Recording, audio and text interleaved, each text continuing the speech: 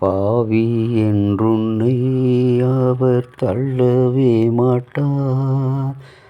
ஆவலாய் உன்னை இதோ அழைக்கின்றேன் வா.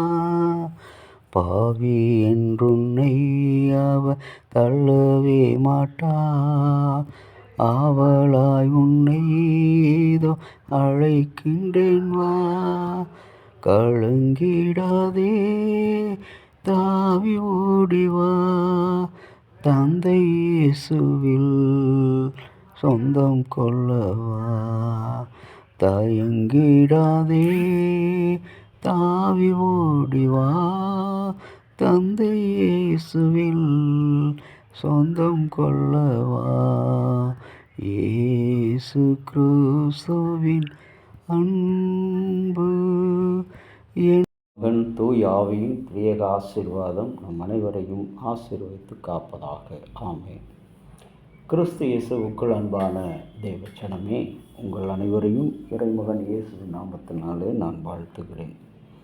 இன்றைய காலை நேர சிந்தனைக்காக யோசுவா 1 அதிகாரம் 11வது வசனம். யோசுவா ஜனங்களின் தலைவனை பார்த்து, நீங்கள் பாளையத்திற்கு போய் 3 நாள் அளவு நாளைக்குள்ளே இந்த யோர்தானை கடந்து போவீர்கள் என்று சொல்லி அவர்களுக்கு வேண்டிய உணவு மற்ற காரியங்களை எடுத்துக்கொள்ளுங்கள் என்று அங்கே தலைவர்களுக்கு கட்டளை விடுகிறான். 3 நாள் என்பது கிறிஸ்துவினுடைய மூன்றாம் நாளிலே அவர் உயிர்த்தெழுந்தார் என்ற நற்செய்தியை கொடுக்கின்ற வார்த்தை.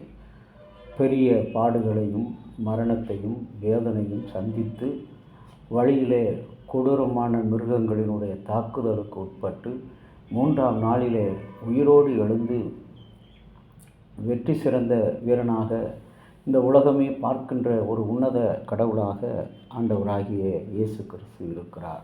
இங்கே தலைவர்களுக்கு கட்டளையிடுவது, உங்கள் பிதாக்களுக்கு கொடுப்பேன் என்று சொன்ன அந்த தேசத்தை நீங்கள் சுதந்திரிக்கும் அளவும் யோர்தானை கடந்து செல்ல வேண்டும். 3 நாளைக்குள்ளே செல்ல வேண்டும். அந்த 3 நாள் கிறிஸ்துனுடைய உயிர்ப்பு. இன்றைக்கு நம்முடைய அனுதின வாழ்க்கையில் நாம் சந்தித்து வருகிற சோதனைகள், வேதனைகள் எல்லாவற்றிலும் கர்த்தர் நம்மோடு உடன் இருந்து நமக்கு கிருபைகளை, நன்மைகளை கொடுக்கிறார்.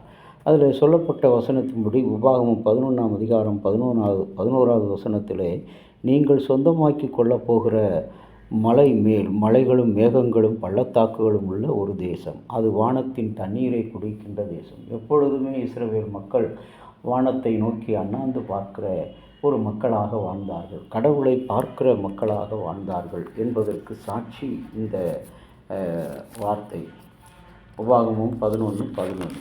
ஆகவே எப்பொழுதும் வானத்து தண்ணீரை குடிக்கிறவர்கள். அன்றைக்கு பாலைவனத்தில் அந்த மன்னாவை வானத்திலிருந்து பொழிந்த ஆண்டவராகிய கடவுள் இந்த நாளிலும் ஆண்டவராகிய கடவுள் தன்னுடைய யோசுவா மூலமாக தலைவர்கள் கட்டளையிட்ட வார்த்தையின்படி 3 நாட்களுக்குள்ளே இந்த யோர்தானை கடந்து போவீர்கள். அவனமாக உபாகமம் 9 அதிகாரம் 1 வசனத்தில் பார்க்கும்போது, இஸ்ரவேலே கேள், நீ இப்பொழுது யோர்தானை கடந்து உன்னிலும் பெரியவர்களும் பலத்தவர்களுமான ஜாதிகளை, வானதளாவிய மதில் சூழ்ந்த பெரிய பட்டணங்களையும், நீ அனாக்கியராகிய பெரியவர்களுமான வளர்ந்தவர்களுமான ஜனங்களை கீழ்ப்படுத்த போகிறாய் என்று கட்டளை கொடுக்கிறார். இன்றைக்கு வரலாற்றிலே பார்க்கும்போது உலக அடிமைத்தனத்தினால் மற்றும் வர்த்தகத்தால் பாதிக்கப்பட்டவருடைய நினைவு தினம். 400 ஆண்டுகளுக்கு மேலாக 15 மில்லியன் ஆண், பெண் மற்றும் குழந்தைகள் அடிமைப்படுத்தப்பட்டு வணிக ரீதியாக விற்பனை செய்யப்பட்டு, இந்த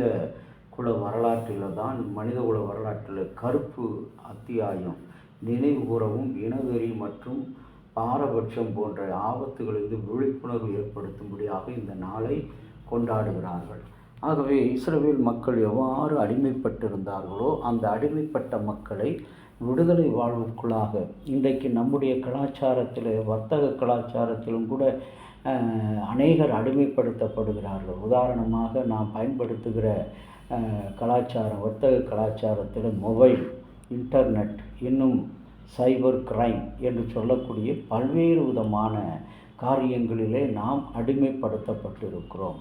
ஆன்லைன் வர்த்தகம், இவைகளிலே அடிமைப்படுத்தப்பட்டிருக்கிறோம். இஸ்ரவேல் மக்களுக்கு ஆண்டவர் சொன்னார் தலைவர் மூலமாக, நீங்கள் 3 நாளுக்குரிய உணவை எடுத்துக்கொள்ளும், 3 நாளைக்குள்ளே நீங்கள் அந்த தேசத்தை சுதந்திரித்துக் கொள்வீர்கள். உங்களை ஒருவரும் எதிர்ப்பதில்லை. பெரிய பெரிய ஜனங்களை நீங்கள் எதிர்த்து நிற்கப் போகிறீர்கள். அன்புக்குரிய இறை மக்களே, இந்த ஆசீர்வாதமான நல்ல ஒரு நாளை கடவுள் நமக்கு ஒரு நினைவாக கொடுத்திருக்கிறார்.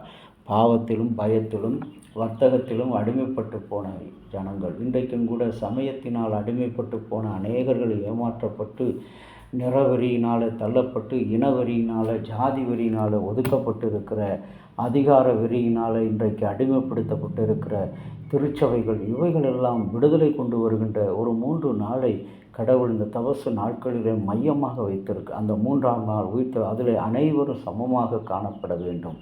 அந்த சிந்தனையோடு நாம் இன்றைக்கு கடவுளை நோக்கி பார்ப்போம். உயிரோடு எழுந்தவரே, உம்மை ஆராதனை செய்கிறோம்.